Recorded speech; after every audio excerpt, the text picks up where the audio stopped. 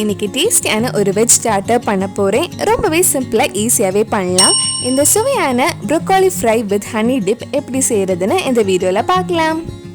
First ஒரு பவுல்ல 2 table spoon கடலை மாவு, நல்ல கிறிஸ்பியா இருக்கிறதுக்காக 1 டேபிள் ஸ்பூன் அரிசி மாவு, தேவையான அளவு உப்பு, 1/4 டீஸ்பூன் இஞ்சி பூண்டு பேஸ்ட், 1/4 டீஸ்பூன் மஞ்சள் பொடி, 1 டீஸ்பூன் மிளகாய் பொடி, 1/4 டீஸ்பூன் கரம் மசாலா, கொஞ்சம் கறிவேப்பிலையும் சேர்த்து நல்லா மிக்ஸ் பண்ணலாம்.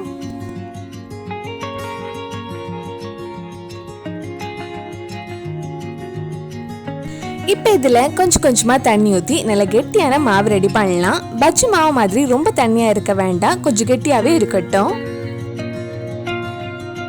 இந்த மாதிரி மாவு ரெடி பண்ணதுக்கு அப்புறம் நம்ம இதில் ப்ரோக்கோலி போட்டு நல்லா மிக்ஸ் பண்ணதுக்கு அப்புறம் ஃப்ரை பண்ண வேண்டியது தான். இந்த ப்ரோக்கோலி கட் பண்ணி சுடு தண்ணியில் 5 நிமிஷம் கொதிக்க வச்சு எடுத்திருக்கேன்.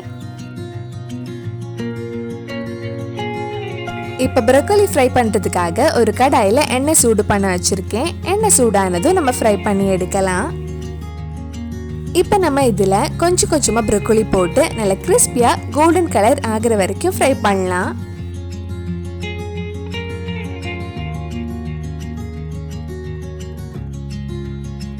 இந்த மாதிரி நல்ல கிறிஸ்பியானதும் எடுத்துடலாம். இதே மாதிரி மிச்சம் இருக்கிற ப்ரோக்கோலியும் ஃப்ரை பண்ணி எடுத்துக்கோங்க.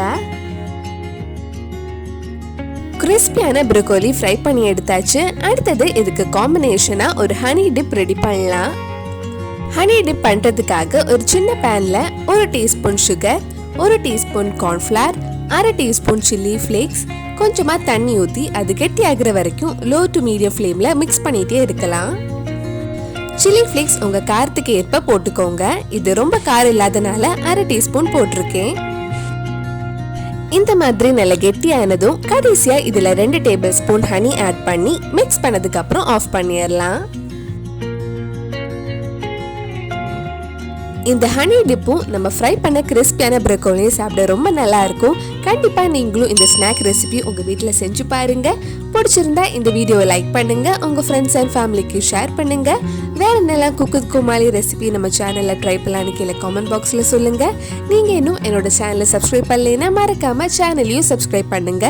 கூடவே அந்த பெல் ஐக்கனையும் பிரஸ் பண்ணா நான் புது வீடியோ போட்ட உடனே உங்க போனுக்கு நோட்டிபிகேஷன் வந்துடும்.